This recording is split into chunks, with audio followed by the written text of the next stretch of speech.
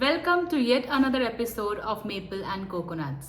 Today we have a special guest with us, He is a four-legged immigrant with a tail. and he too has a story to share with us. So let's welcome our guest to the show, Polo. And here is Polo. So today we are going to share how Polo traveled with Rithu to Canada. So after sharing so many videos of Polo on our YouTube channel, we got so many queries regarding the same. How we adopted Polo, where we adopted Polo, and how Polo came into our life. So today we are going to share the whole journey of how we traveled with Polo from India to Canada.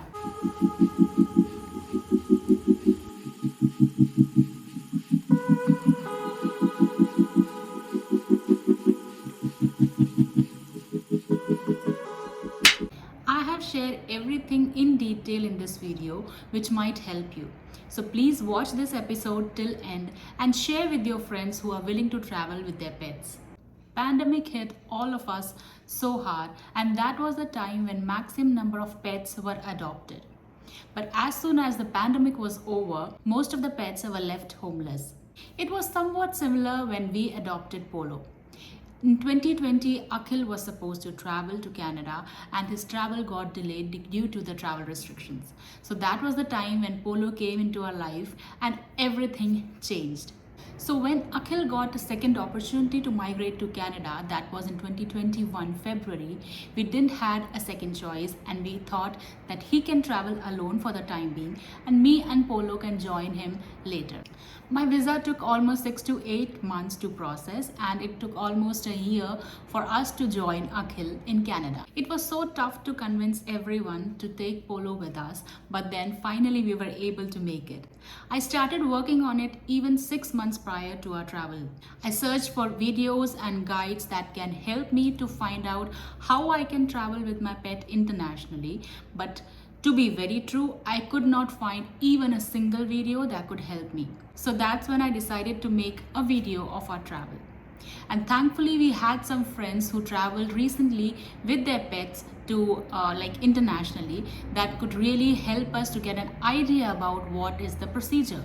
So when we think of migrating with a pet internationally, the misconception that most of us have is that it could be very costly process.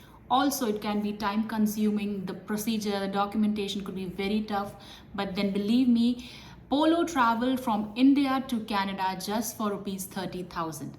And the documentation and other procedure is not as tough as we think about it. So once you decide your travel date, the next thing you should do is to buy a crate for your pet at least 1 or 2 months prior to your travel, because that would be a second home for them for few hours and they have to be comfortable inside it.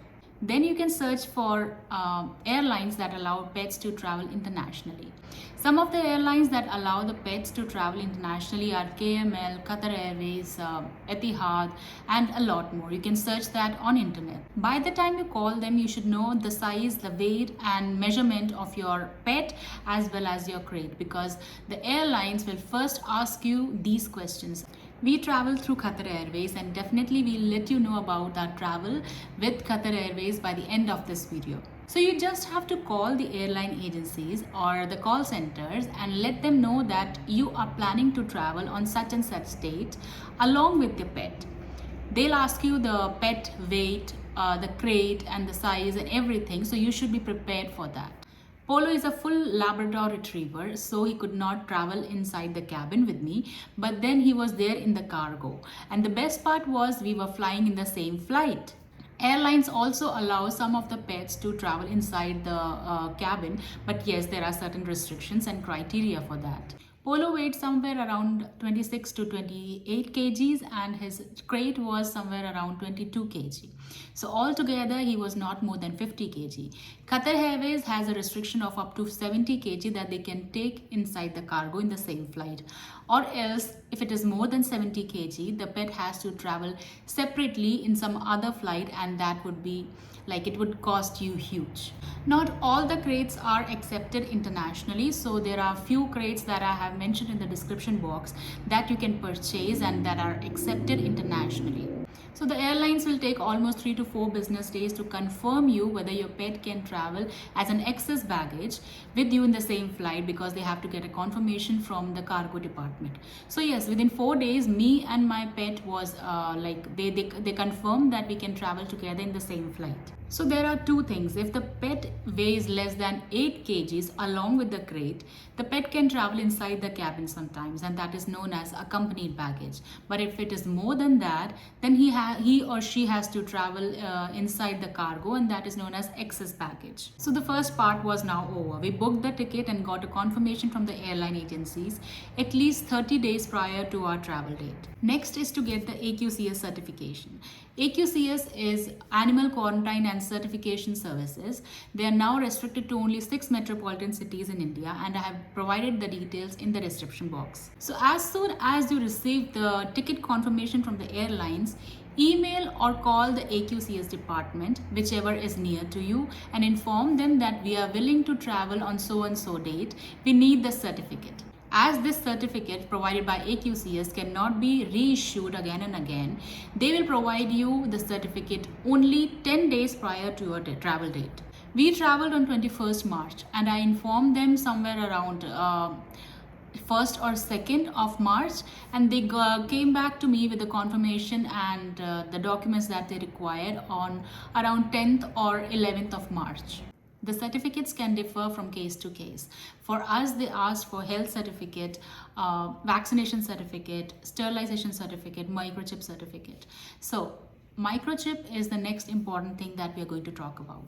It is mandatory to microchip your pet when you're exporting it from India, and it should be done somewhere between 30 to 20 days prior to your travel. So sterilization is it's optional. If you want to neuter your dog, then it is better to do it from India, because it is very costly once you migrate to another country. So once we get the appointment from AQCS, we have to take the pet to their office, and that was the next and the biggest challenge that we had throughout this journey.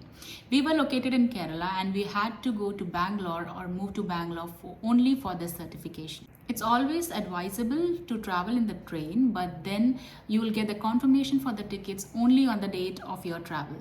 We didn't have time to waste, so we didn't want to take risk, and we booked a cab from Kerala to Bangalore that costed us somewhere around 20 to 25,000. As my husband was in Canada and I had to travel alone with my pet, my parents accompanied me from Kerala to Bangalore, and that was a big relief for me. After we reached Bangalore, I called the AQCS department and reminded them of our appointment for the next day and confirmed the timings with them. We stayed in an Airbnb apartment in Bangalore that was pet friendly for almost 5 days, because there were so many holidays coming in that week.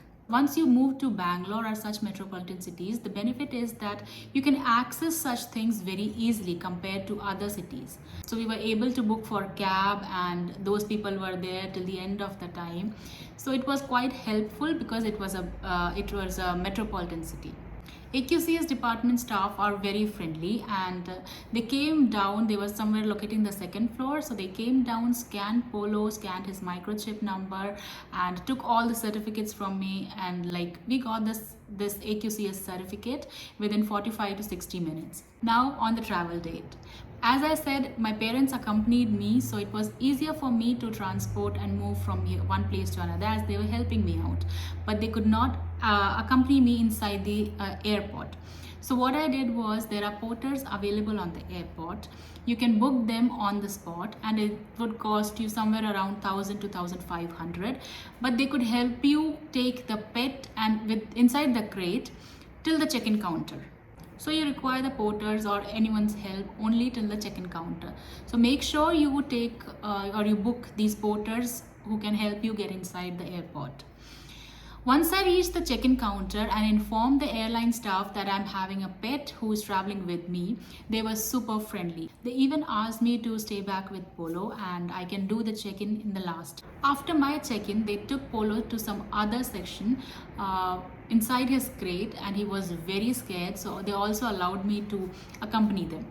Over there, they scanned his crate separately and checked whether Polo is able to move inside the crate properly and he doesn't have any difficulty. He put him off leash because they didn't wanted the pet to be because it was already scared, they didn't wanted the pet to be more uncomfortable. Now, one thing to note over here is you can put a sticker above the crate that says live animal inside, put your name and contact details, little bit of food and some water over the crate so that if they're able to feed him, if there are layovers or something, they'll do that. We have a separate video coming up which shows how you can make your pet crate travel ready. So keep following us for the next video. Now, once the formalities were over, they took Polo to some other department where he can check in. So they just took him like that, and I was not prepared for it. I thought even they will allow me to enter in that, but they just stopped me over there. So his eyes were so eagerly watching me, and I could understand that he wanted me to accompany him.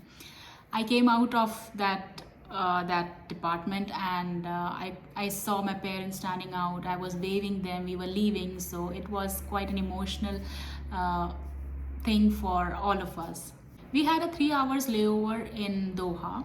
So here comes the next important thing, that when you try to book the tickets, make sure that your flight doesn't have multiple layovers because it is risky. If the layover is more than 3.5 hours, sometimes the airline staff move the pet outside of its crate, make him feel comfortable inside a room, let him walk and do his toilet activities. Also remember to let the airline staff know about it before you board the flight, that there's a pet inside the cargo, and the pilot can set the temperature accordingly, because it could be difficult for your pet if it is too hot or too cold inside the cargo. I made sure every time before I board, I just confirmed with the airline staff that they boarded my pet in the same flight before my check-in. So yes, and the staff and the crew members were very friendly. So every time I went to ask them, although they could not see, or there's no one inside the cargo, but then they confirmed me that yes, the temperature is okay, or he's boarded before you, he's there, he's okay, and all those kind of stuff. Finally, the 18-hour long journey was over, and Polo was hungry almost for more than 24 hours because he was not supposed to eat anything before 6 to 7 hours of our travel. And my immigration process took another 4 to 5 hours, so it just added up to the time. After all these formalities were over, I was allowed to come out, and I was running like anything to see how Polo was. I even didn't bother about my luggage. I just saw that, yeah, somewhere I saw some similar baggage and everything, but then I was more concerned about Polo. So I was running towards him. He saw me from far away and he was so excited. He was crying, he was wagging his tail, and we both were like too happy to see each other. Everything went so smooth, but one mistake that I did was I didn't pre-book for porters in the Montreal airport. I didn't thought it would be so difficult because there was no one, not a single person turned out to be like helping us through getting out of the airport.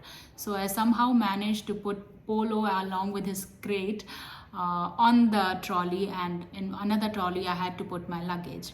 It was so easy in India because porters were doing it, but then I could not find anyone over here, so I somehow pushed them one behind the other and tried to like move out of the airport. Once I reached the security check-in counter, which was for pet. If you're traveling with pet, there's a separate security check-in counter.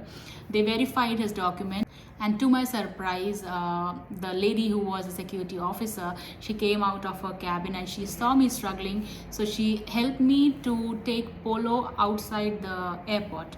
And my husband was standing over there. He saw us, he came running and he greeted Polo first. He was so happy that we like all three of us could unite after so long. It was almost 1 year that we didn't see each other, and Polo was also so happy to meet him. And we successfully made it through. I could see so many crates all over the airport, and that gave me a clear picture how pet friendly this country is. This was our travel story.